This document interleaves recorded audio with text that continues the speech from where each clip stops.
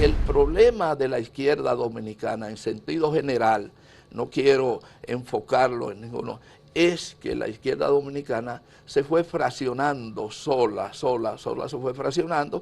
El mayor candidato a ser víctima de la fuerza represiva en ese entonces pasó a ser Maximiliano Gómez. Maximiliano Gómez el Moreno.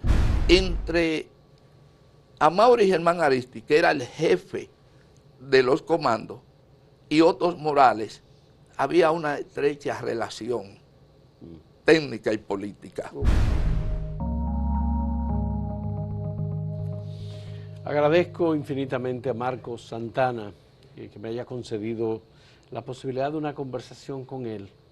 Él es sociólogo formado en Francia y en Estados Unidos, es el actual director del programa Sentido Común que produce hace 22 años y es director de comunicación de Mercadón, más conocido como Merca Santo Domingo. Ha trabajado la comunicación en los últimos 30 o 40 años, pero Marcos Santana además fue un joven muy inquieto que se adhirió al Movimiento Popular Dominicano, MPD, luego pasó al 14 de junio y fue miembro de los comandos de la Resistencia. Cuando el secuestro del coronel Donald Crowley de los Estados Unidos en República Dominicana y hubo un intercambio de prisioneros políticos en República Dominicana por la libertad del coronel Crowley, Marcos Santana fue de los 19, 20 o 21 liberados por el gobierno de los 12 años del doctor Joaquín Balaguer. Él estuvo en ese grupo. Sobre algunos de estos acontecimientos vamos a hablar con Marcos Santana, le agradezco mucho. Su militancia principal fue con el Movimiento Popular Dominicano, MPD, y obviamente que es un hombre, además de la sociología, de las ciencias sociales, marcado por una experiencia política y por unos acontecimientos que terminaron con la vida de muchos jóvenes dominicanos, entre los que él conoció, por supuesto, a la mayor parte de ellos, incluyendo a Amaury Germán Aristi, que era el líder, junto con Camaño, de los comandos de la Resistencia. Marcos, muchas gracias.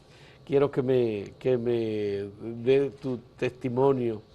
¿Cómo tú te vinculas al Movimiento Popular Dominicano en los años 60, tan joven?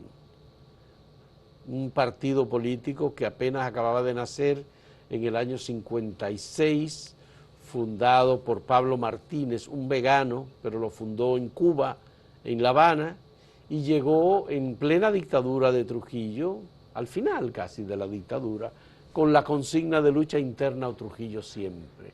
Abrió un local que le fue destruido, pero siguieron activando y consiguieron un gran apoyo de jóvenes dominicanos.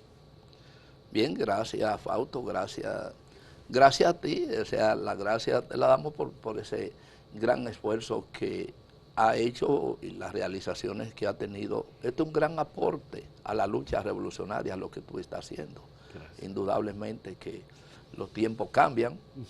Si estuviéramos en otra época, a lo mejor no fuera este el escenario, sí. Pero la vida es así, la evolución y la involución al mismo tiempo. Hay quienes involucionan y otros que evolucionan, aunque algunos siempre se acusan, tú involucionaste y aquel no. Sí. Pero bien, sí, el MPD, como sabes, se formó en el 1956 en Cuba.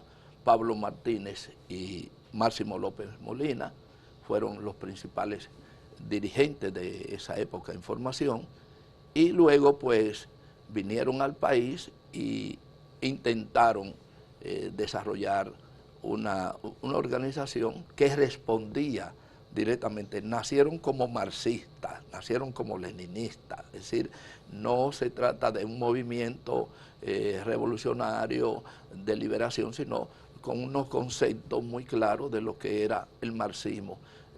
Quizás no fueron los primeros dominicanos en ese orden filosófico y político. Ya hay incluso datos que en el año 1913 un desconocido hoy, pero gran intelectual, pues fue ya se refería al marxismo en el 13, y me refiero nada menos que a Manuel Peña y Reynoso, que ejercía su profesión, tenía varias profesiones, abogado, médico, y la ejercía en República Dominicana y en Cuba, y murió en Cuba, José Jesús Peña, Manuel de Jesús Peña y Reynoso.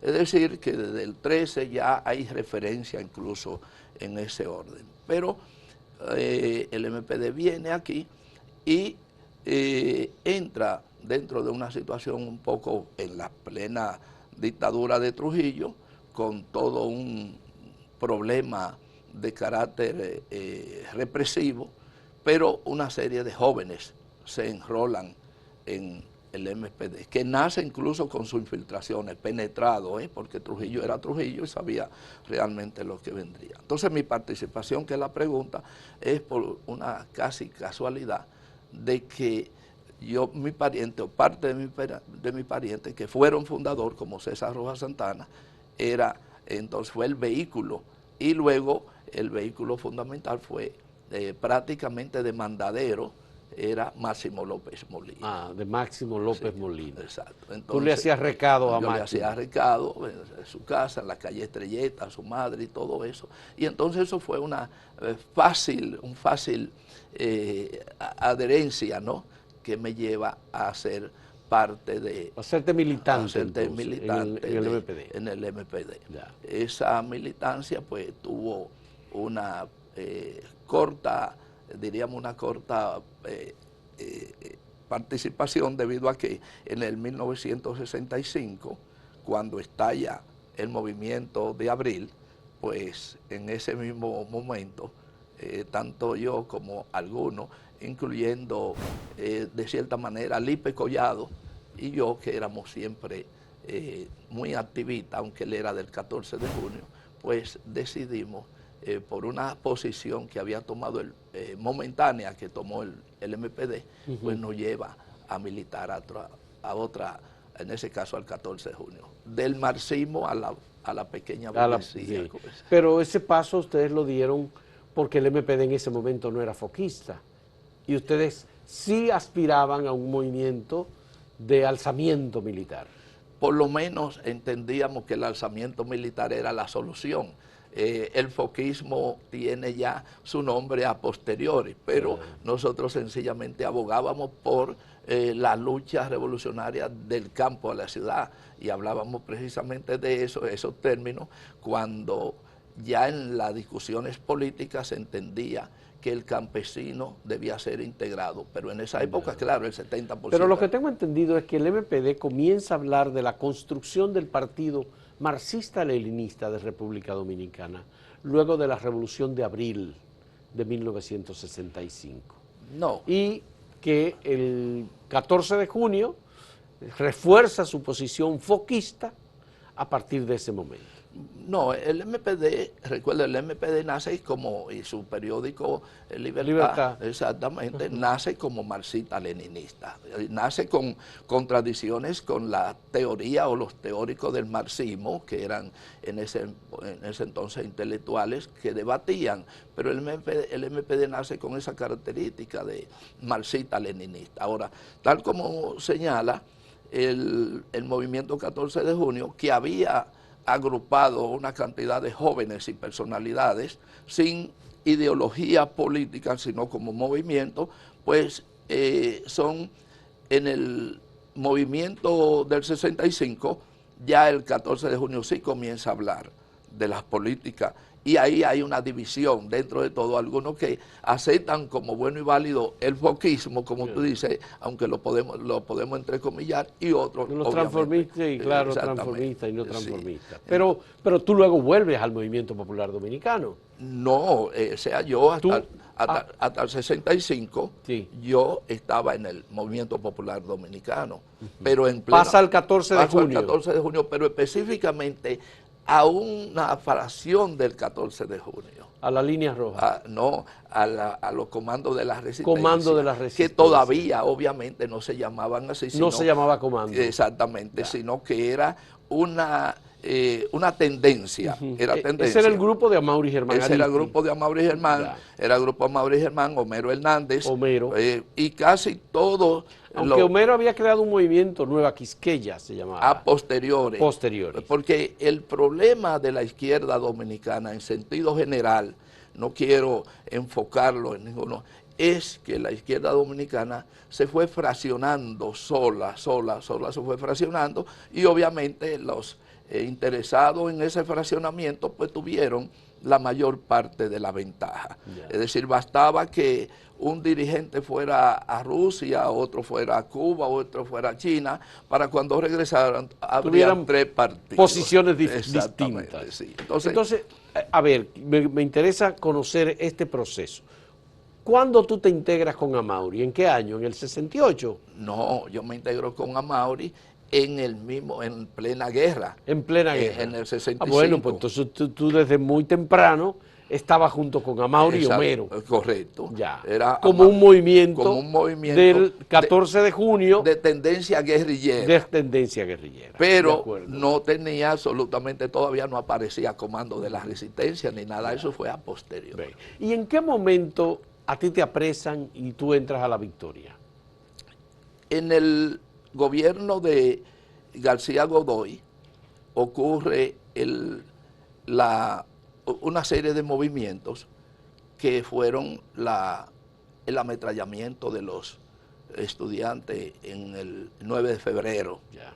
Entonces ahí había una lucha permanente, y esa lucha permanente, pues a pesar de que se había hecho un movimiento de recomposición, pero había muchas tensiones.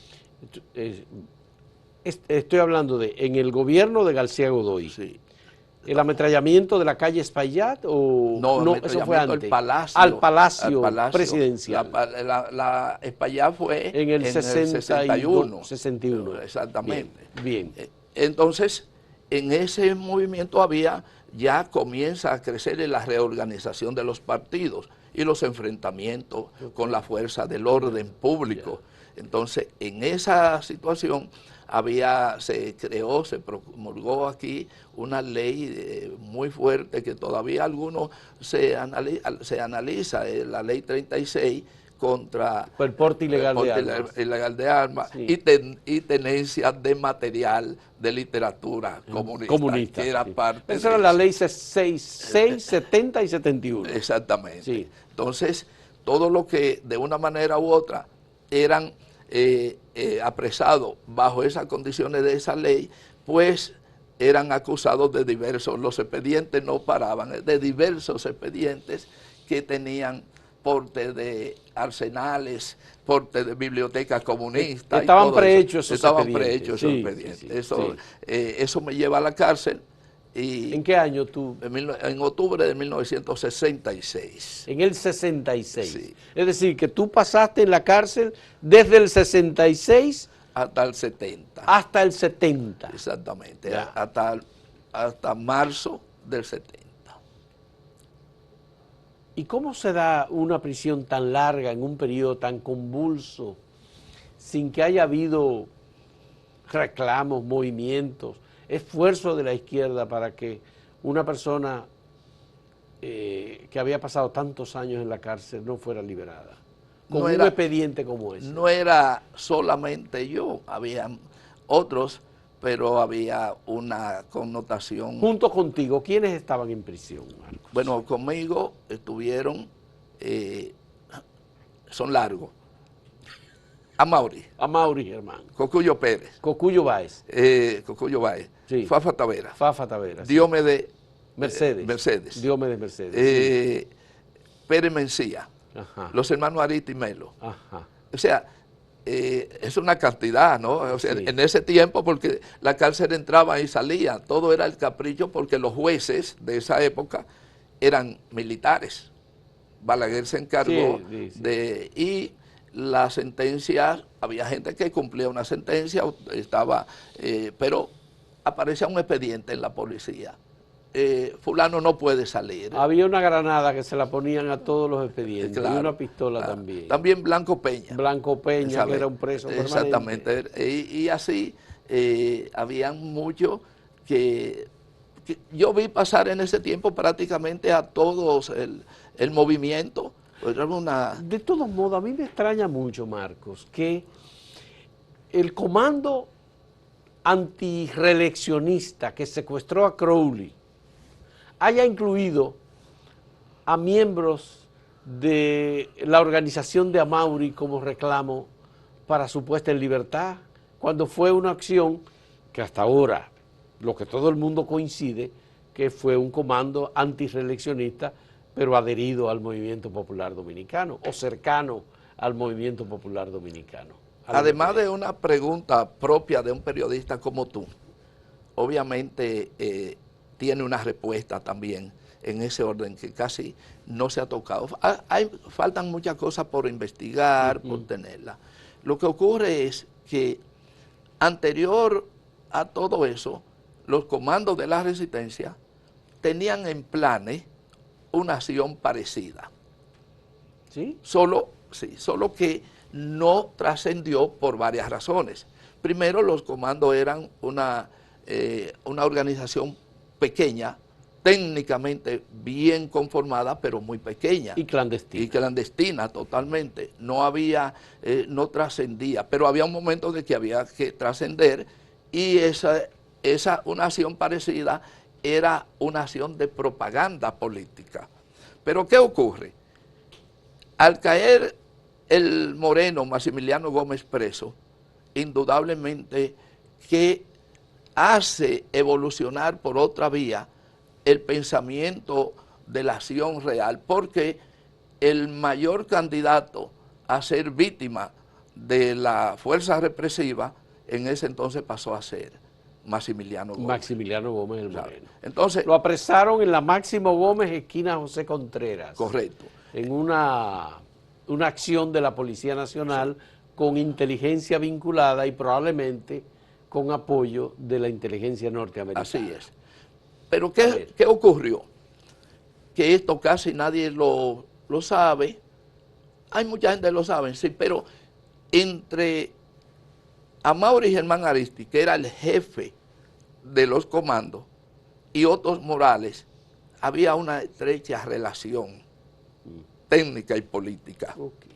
Y ante esa situación probablemente, no tengo la certeza, haya habido alguna consulta de parte de los comandos de la antirreeleccionista con Amaury Germán o con el equipo de Amaury Germán, y probablemente alguna colaboración.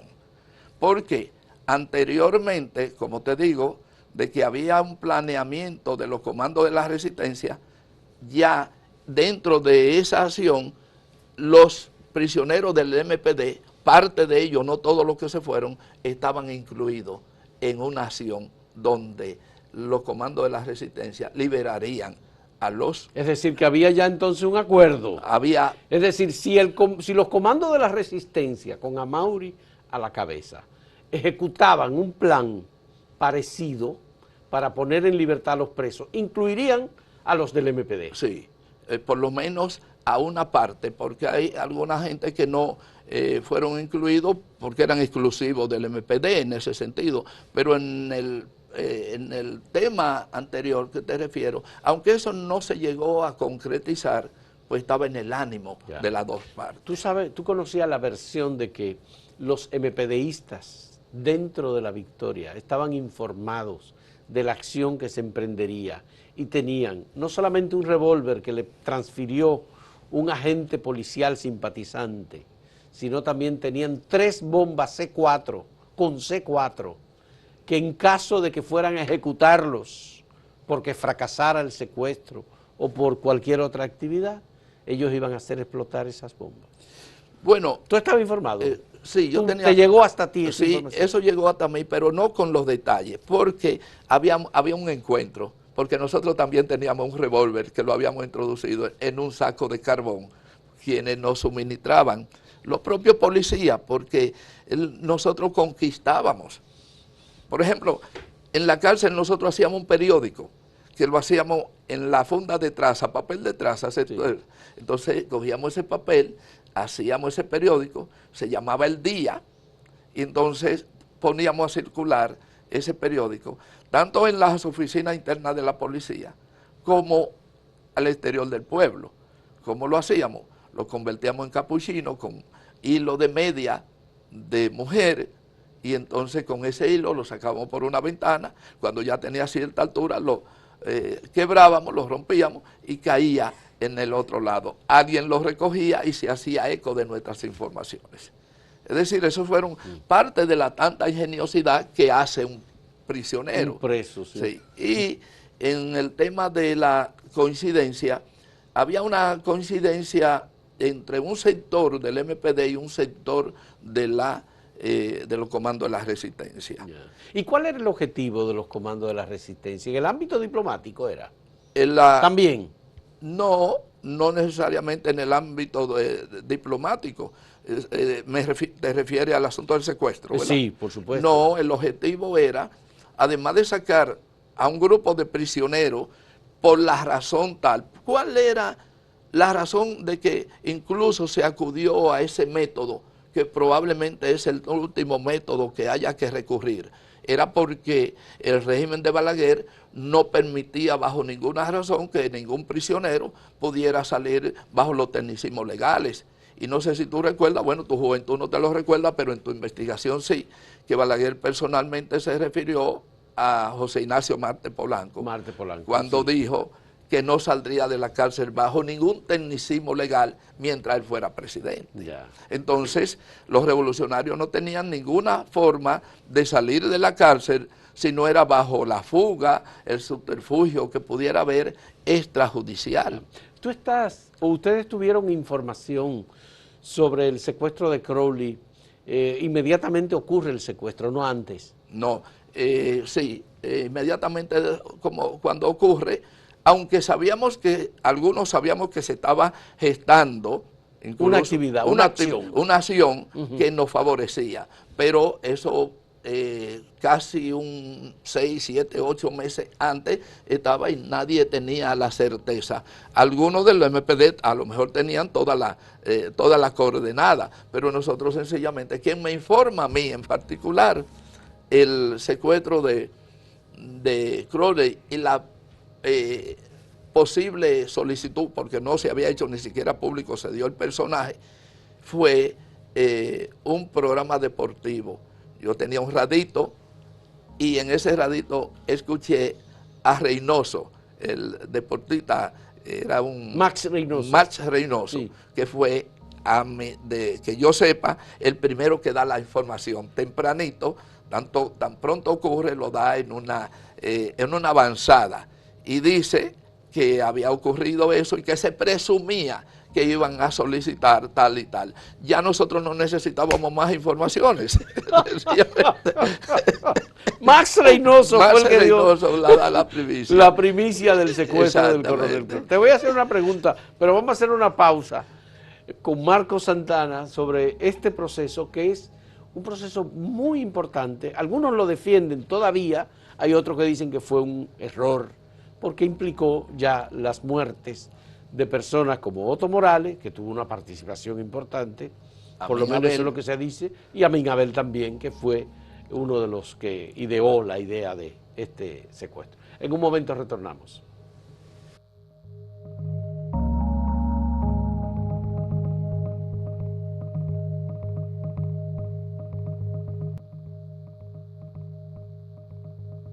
Marcos, me gustaría conocer, ¿alguien vinculó el comando antirreeleccionista responsable del secuestro de Crowley con el Movimiento Popular Dominicano? ¿Alguien vinculó al comando reeleccionista con el Movimiento Popular? Antirreeleccionista, sí, con el MPD. Bueno, porque el movimiento reeleccionista, antirreeleccionista, era una dependencia del MPD. Del MPD. Claro. Es decir, el MPD secuestró a Crowley. El MPD secuestró a Crowley. Y fue el responsable de hacer la petición de la lista de prisioneros que debían ser liberados. Totalmente. Totalmente. Y te incluyeron a ti. Claro. Y cuando tú te viste ahí, ¿te sorprendiste en la lista? No, para nada, porque en cualquier se preentendía por varias razones. Mis relaciones, además yo había sido el primer prisionero del régimen, o sea, de la época, no lo vamos a llamar del régimen, después de la guerra de abril. Y me había tocado ser el recesionista de todos los demás. ¿Y en qué celda tú estabas? En varias celdas.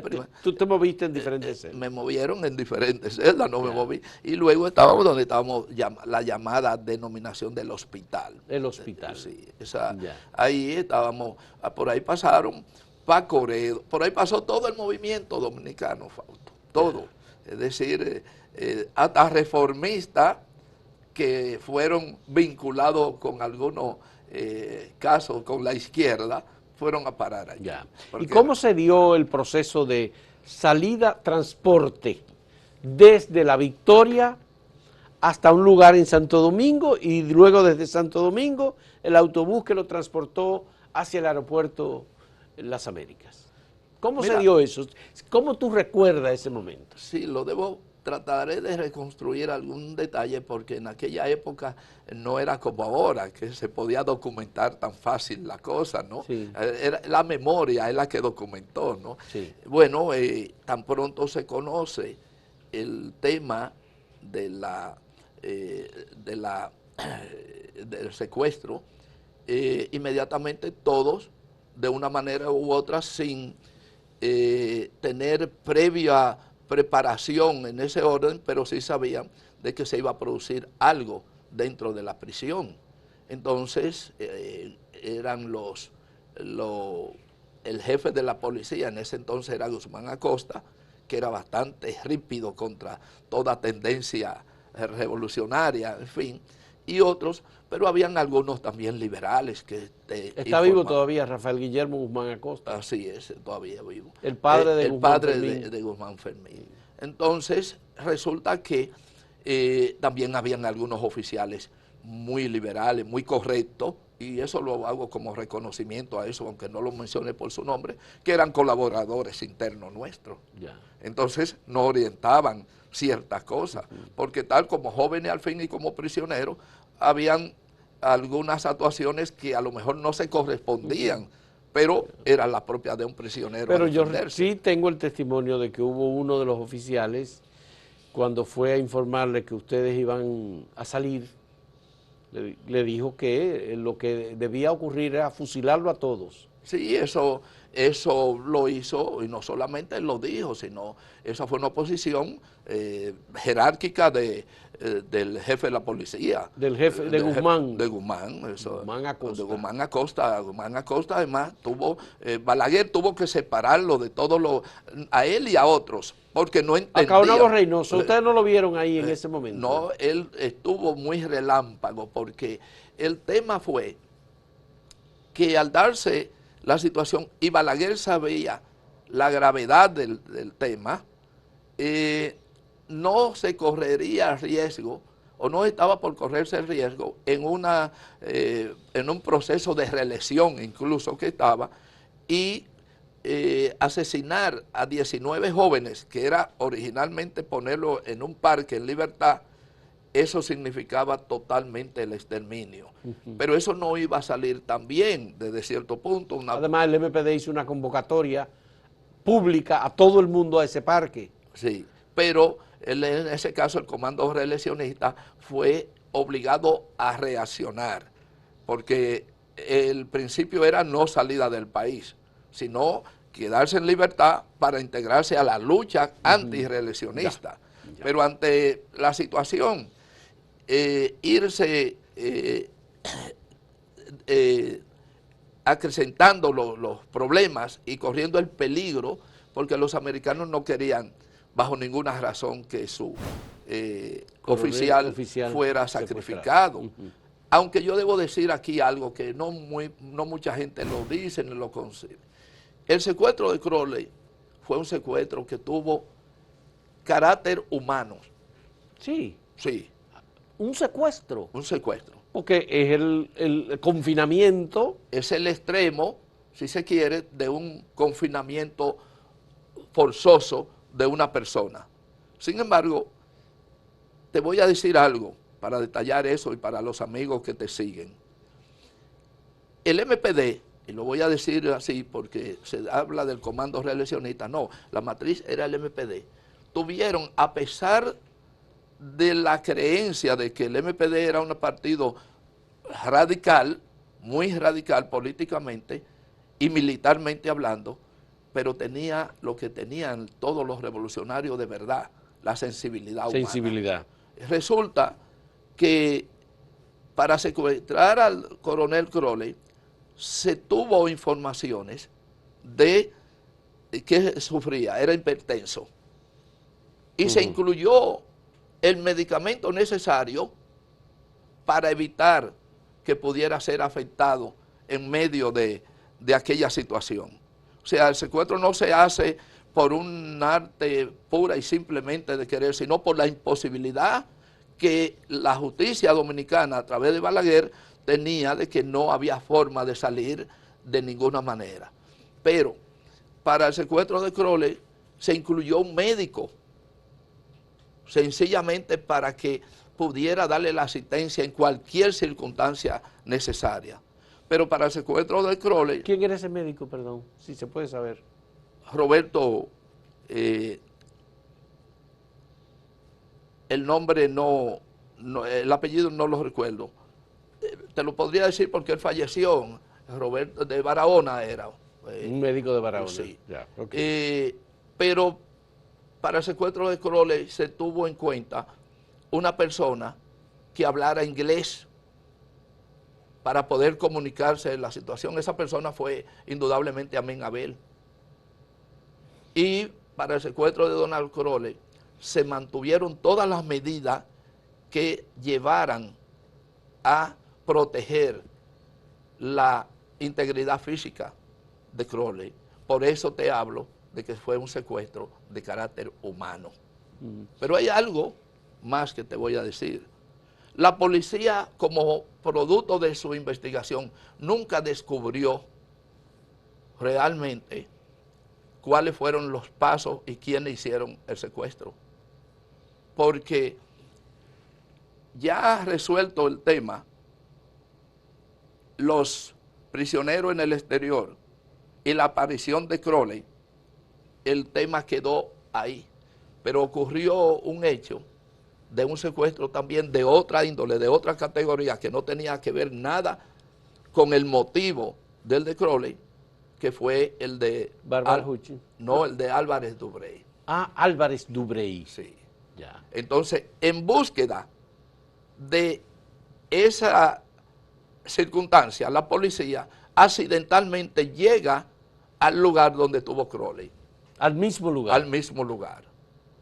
Porque estaban buscando en la zona, y en la zona donde estuvo Crowley había una vivienda y algunas indiscreciones cometidas por lo que participaron llevaron por casualidad a detectar que en esa casa había algo raro, un arma, y luego allí se encontraron alguna nota de la letra de Amín Abel, en fin, pero la policía nunca llegó real y efectivamente a conocer y actuar contra los actuadores. Y pese a la penetración que tuvo el movimiento popular dominicano y la izquierda en general, pero particularmente el MPD, en los que participaron en la planeación y ejecución de ese secuestro, tampoco hubo infiltración.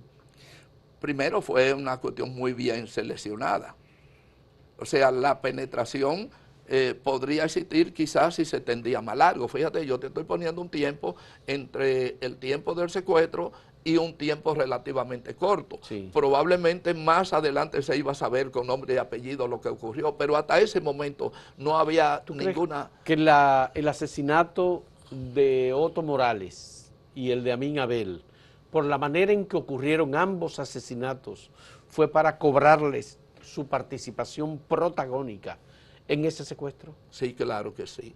De eso no hay ninguna duda. Eso ocurrió así. Sobre todo porque el jefe militar de ese secuestro fue Otto Morales. y el jefe operativo fue Amenabel. Entonces, indudablemente que sabiendo ellos esa situación, pues lo cobraron de esa manera y posteriormente siguieron cobrando, de alguna forma siguieron cobrando y probablemente todavía hoy estén cobrando, a pesar del carácter humano que yo planteo. Cuando tú dices hoy, ¿te refieres? Haga el tiempo, la historia, consecuencias de eso. Todavía hoy, tú dices, todavía hoy. Todavía estén hoy. cobrando. Estén cobrando. Pero ¿cómo va a ser que estén cobrando? Bueno, con diseño de política, opciones que en ese momento se asumieron, porque las cosas a veces ocurren hoy y se quedan como medida de largo tiempo. Ya. Ustedes se fueron a México, todos. ¿Eran 20 o 21? 19. 19, bien. Fueron a México. Aunque éramos 20, solo viajamos 19. ¿Por qué? ¿Qué pasó? Porque uno que estaba incluido en la lista fue excarcelado previamente. Y en el listado no se tuvo en cuenta. ¿Quién era ese? Farú Miguel Castillo. Farú Miguel Castillo.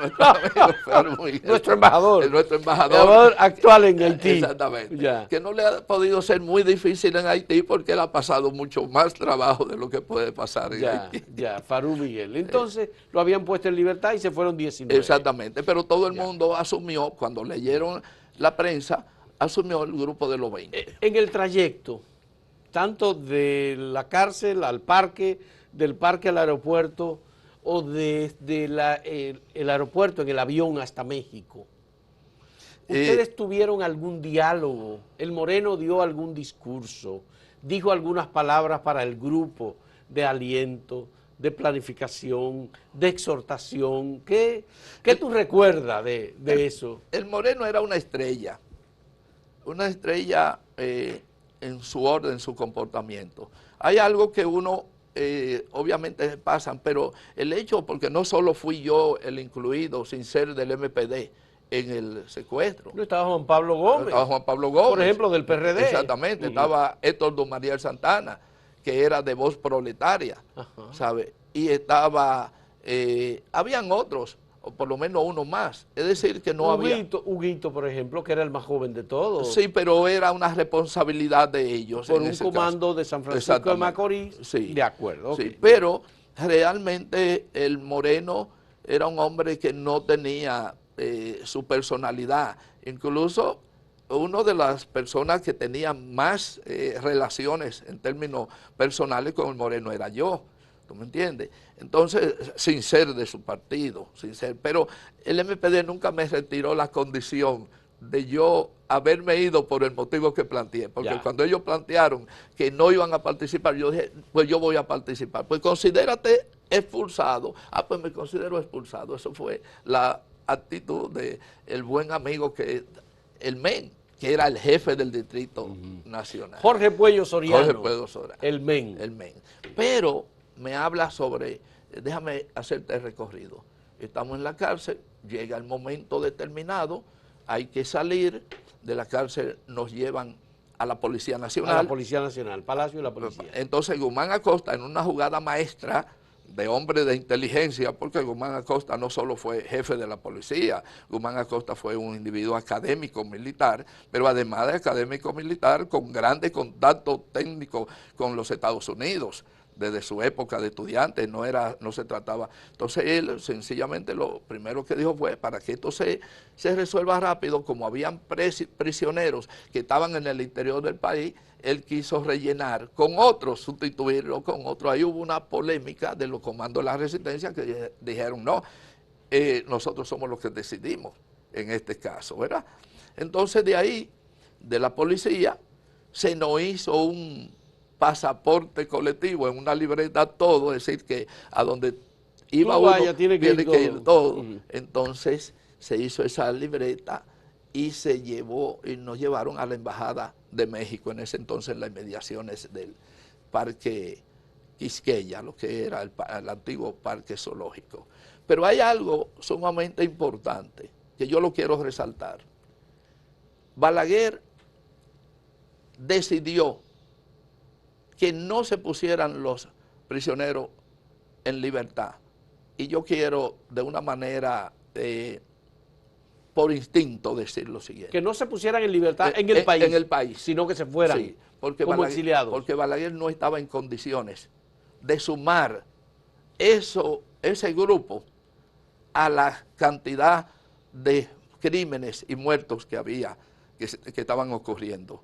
Para él eso hubiera sido algo sumamente catastrófico y a lo mejor humano, porque independientemente de todo, yo creo y siempre he dicho que grandes criminales, en la guerra se ha visto eso, que mientras la guerra estaba en su buena, ellos tocaban un concierto de piano. O sea que en la vida el ser humano tiene muchas expresiones frente a los momentos. Es decir, que la decisión de Balaguer no fue incrementar el castigo y enviándolo al exilio, sino que los envió al exilio para proteger sus vidas. Exactamente. Es una percepción mía a lo largo de los años, porque ¿qué ocurre? Cuando Balaguer tiene el juego trancado frente al comando, Balaguer a través de Espartaco García, bien conocido aquí, que era, además de un agente de la CIA, era el embajador de México en el país. Es quien gestiona de que el gobierno mexicano pues colabore con Balaguer enviando un avión de manera que se pudiera manejar la situación sin mayores contratiempos. Pero ya había ocurrido algo importante. Y algo importante fue que no había decisión cuando el presidente de los Estados Unidos, Richard Nixon, envía un telegrama a Balaguer. El telegrama estaba por ahí, dice, lo que decía era solidarizándose con el gobierno dominicano por la circunstancia que eso provocaba y que ellos esperaban que en muy poco tiempo el oficial Crowley estuviera con su familia de retorno y todo. Para el que quiere entender, debe saber bien claro qué pudo haber significado eso en aquel momento. Que fue un compromiso, una negociación, en donde Balaguer daba un paso y Estados Unidos recibía un beneficio. Así es. ¿Verdad? Así es. Bien. Entonces llegamos, como te digo, los 19 a México, y allí fuimos recibidos. El Moreno no dio ningún discurso, no dijo ninguna palabra. Yo cuando te hice la pregunta, vi una sonrisa de tu parte, que parecía recordar algo. Sí, porque primero las autoridades mexicanas estuvieron con buen trato, pero restringieron cualquier declaración. Me dijiste que el embajador de México en el país era Espartaco García. Espartaco sí. García. Sí. Y que era agente de la CIA. Sí, era un agente, luego en los papeles desclasificados apareció como tal. El Moreno, pues la prensa nos asediaba y todo, y las declaraciones fueron muy limitadas por circunstancias, y las mismas autoridades mexicanas nos habían pedido de que debíamos ser moderados porque debían cuidar también las relaciones entre los dos países. De hecho, hubo un caso de que Jacobo Zabludovsky, famoso presentador de televisión, sí, nos llevó a su programa y allí hubo algunas cosas del Moreno muy tajantes, y luego el periódico Ovaciones de México hizo una fuerte crítica. Entonces las autoridades mexicanas pues nos pidieron una reunión y nos invitaron a evitar cualquier tipo de declaraciones que pudiera herir la sensibilidad del gobierno dominicano. Pero bueno, vamos a hacer una última pausa en este diálogo con Marcos Santana. No me ha respondido la pregunta. ¿Dio un discurso o no dio un discurso el Moreno en el avión? No, no dio ningún discurso, habló casi individualmente porque... habló individualmente. Individualmente. En un momento, para que me diga lo que él habló contigo. Sí. Vamos a hablar de eso. En un momento retornamos.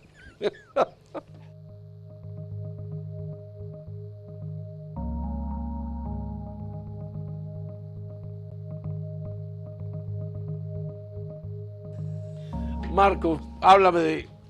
Yo sé que Monseñor Hugo Eduardo Polanco Brito iba en el avión, obispo, como la garantía de que no lo iban a tumbar y de que esos presos iban a mantenerse con vida. Cuéntame si el Moreno habló o no habló. ¿Cómo fue? Habló individualmente. Habló ¿Qué te dijo a ti? Bueno, por ejemplo, a mí me dijo, mira, porque las relaciones de él y yo eran unas relaciones muy estrechas. Yo había conocido al Moreno antes de la guerra a través de un MPDista sumamente olvidado, pero que es uno de los grandes pilares de la lucha revolucionaria, que fue Valdemiro Castro. Valdemiro Castro. Entonces, Sí. a través de Valdemiro yo había conocido al Moreno y ya esa relación existía. Y él siempre me decía, me criticaba mi tamaño. Como él era grandote, él decía que yo era Napoleón y entonces yo me eufanaba de que yo era el Napoleón, pero un día él me dijo, pero yo soy el Wellington. Entonces, ya te llegó tu Waterloo, así Sí. que, entonces él me dijo, mira, vamos a llegar allá, tengan cuidado porque deben tener cuidado porque los tentáculos del el imperialismo y el propio Balaguer va a estar siempre detrás de nosotros. Así que tengan el cuidado, no se separen y todo. No es todo sobre ese tipo de cosas, sobre todo porque ya él había hablado en privado y no sé lo que había hablado con Hugo Eduardo Polanco Brito y supongo que era los mexicanos habían puesto también sus reglas en ese orden. Por eso te digo que cuando salimos con Jacobo Zabludowski, pues eso provocó alguna fisura que se subsanó, pero sí la provocó. ¿Y cómo fue la decisión del grupo de irse fundamentalmente a Cuba, posteriormente, luego de un mes, algo así en México? ¿Cómo fue? Tú te fuiste a Cuba también, ¿verdad? Sí, eso, mira, Fausto, ahí hay un elemento personal que uno a veces no quiere hablar en la persona por aquello del protagonismo y la situación. Las relaciones del MPD con la Revolución Cubana no eran buenas. Es decir, había un problema de esto, lo que yo llamaba, el Moreno insistía mucho en el colonialismo ideológico. Ya el Moreno había tenido una concertación sumamente interesante en la conferencia de ciencia política con Josué de Castro, Marco Kaplan. O sea, el Moreno era una figura, y una figura que lo leía Fidel Castro, una figura que lo leían todo eso, y lo que el Moreno decía llegaba. Entonces el Moreno estaba zafándose de las relaciones del tema del colonialismo ideológico y entraba en otra etapa. Al llegar nosotros allí, pues los cubanos decidieron en un momento determinado otorgar 2 visas. Esa visa era una a mí y otra a José Ignacio Marte Polanco. Y los otros estaban a su suerte. Pero ¿qué ocurrió? Que yo realmente, y esto me perdonan el yo, porque a veces también se pierde la historia y otros tejen la cosa. Yo fui al consulado, solo, individualmente, y le expliqué al cónsul, apellido Mirabal en ese entonces, lo grave que sería nosotros dejar quienes acaban de contribuir para nosotros salir de libertad, que nosotros lo dejáramos a su suerte. Eso, en cuestiones de horas, había una disposición que la envió uno de los altos funcionarios de Cuba, que en ese caso era el tercer hombre de Cuba, ahora no recuerdo su nombre. ¿Rafael Rodríguez? No, se trataba de Jesús Montaner Oropesa. Mi memoria a veces me va, pero entonces no, el visado es para todos.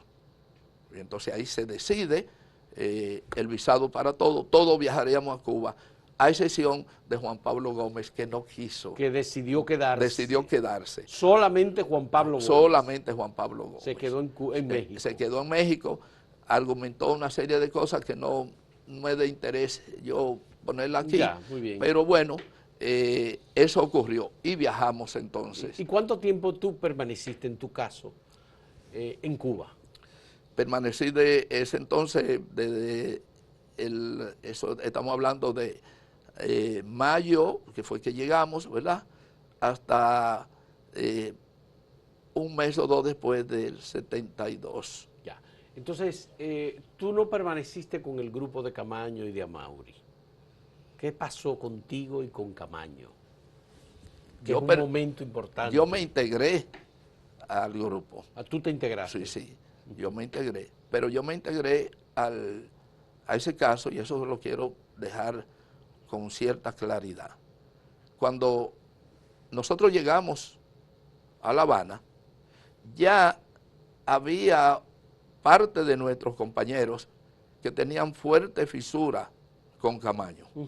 Me refiero a los muchachos, parte de ellos que fallecieron, que murieron heroicamente en la Avenida de las Américas. Sí, los palmeros. Exacto. Ya ellos habían tenido algunos problemas con Camaño. Y Virgilio Perdomo, Virgilio Perdomo, no, en ese caso no Virgilio. Virgilio ya estaba aquí. Estoy hablando de Ulises. Estamos hablando de Pedrito, que es Villa. Salvador Tavares. Sí, estamos hablando de La Chuta. Que era Prandi. Sí. Estamos hablando de César Rojas. Leal Prandi, César Rojas. César Rojas. Y a Mauri. No, a Mauri no está aquí. Lo que yo veo, a Mauri está aquí, en la República Dominicana. Esos son los que yo encontré ya fuera de Camaño, fuera del equipo de Camaño, que están alojados en La Habana y tienen cierta... Entonces me aconsejan de no integrarme. Pero yo... A los entrenamientos militares. Exactamente. Porque ellos tenían fuertes contradicciones. ¿En qué consistían esas contradicciones? Si se puede mencionar alguna. No, breve, sí, 3, 4. Te la diría de tal manera. No hubo realmente una coincidencia, para llevarlo así, entre Camaño y una buena parte de la gente militante de izquierda. Camaño entendía que eran muy teóricos, que eran muy intelectuales, que había, y algunos de ellos entendían y reclamaban posiciones en términos de mando y todo. Ahí hubo muchos problemas que son de carácter de política, de sociología política. No se entendía, algunos no entendían la figura de Camaño dentro de la izquierda, y Camaño no entendía la figura de algunas posiciones. Camaño no dejaba de ser un militar. No dejaba de ser un militar. Y no había tenido tiempo de estudiar políticamente. Exactamente. Aunque Hanle Hermann dice en su libro Camaño en Europa, que Camaño evolucionó políticamente en Londres. Obviamente que evolucionó, pero evolucionar en Londres no era lo mismo que evolucionar en una montaña, en otro orden, cuando hay el carácter militar y la poca costumbre de nosotros, izquierdistas tradicionales, en el manejo entre mando y órdenes. Por ejemplo, te voy a dar un detalle.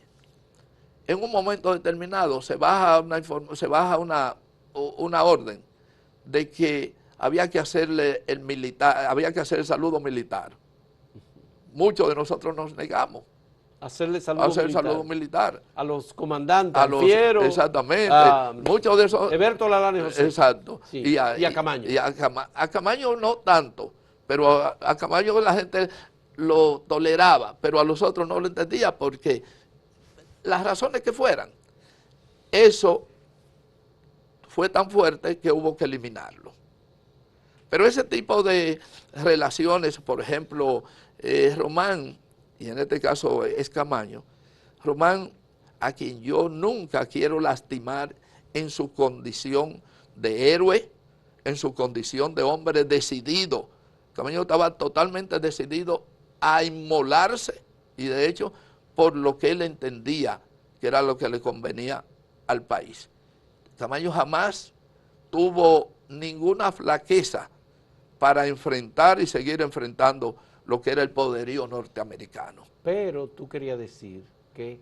Pero el crecimiento de Camaño en términos de su liderazgo, que no solo aquí, sino fue dimensionalmente en el continente y hasta con el mundo.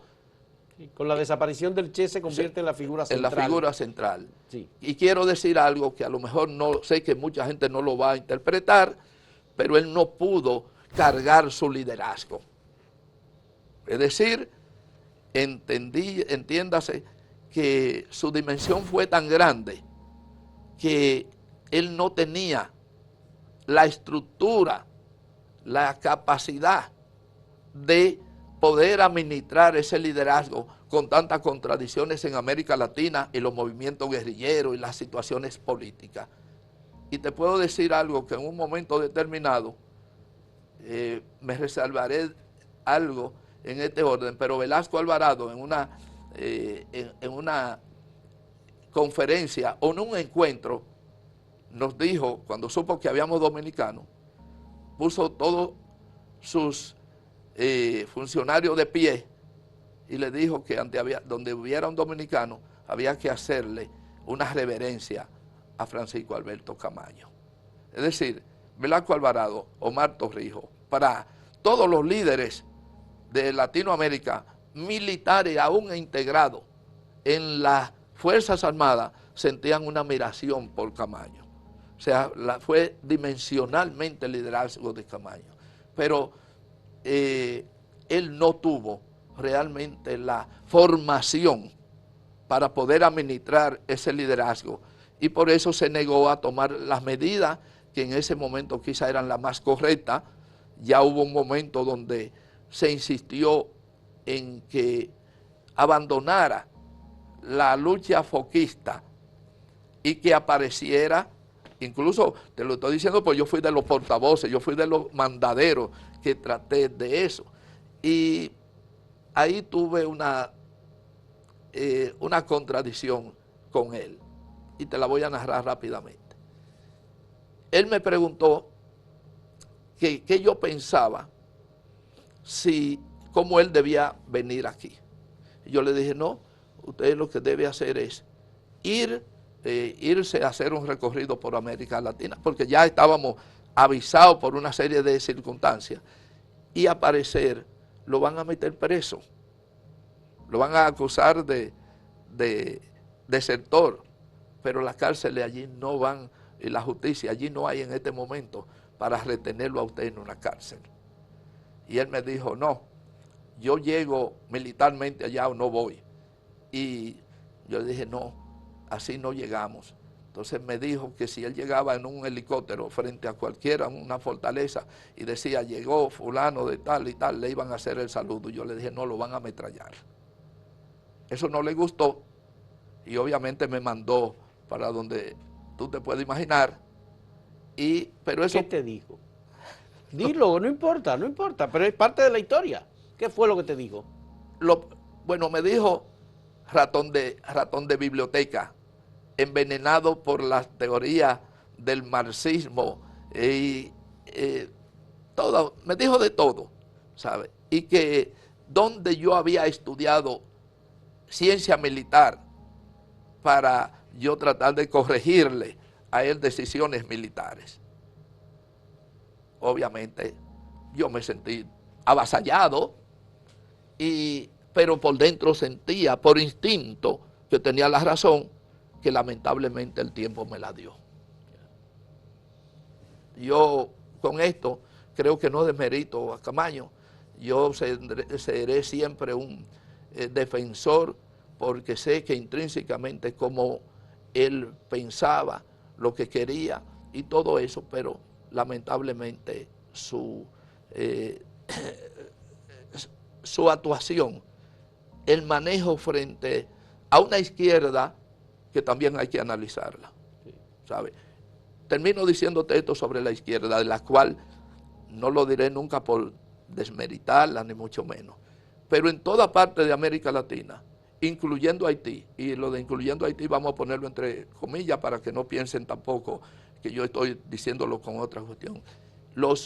Todos los países, todos, no importa los tipos de gobierno que hayan tenido, han tenido diputados, regidores, senadores y hasta presidentes directamente de la izquierda. La República Dominicana no ha tenido, apenas creo que un regidor, no ha tenido absolutamente nadie de izquierda que haya sido diputado, senador o alcalde directamente por la izquierda sin ir adherido con los partidos del sistema. Bien.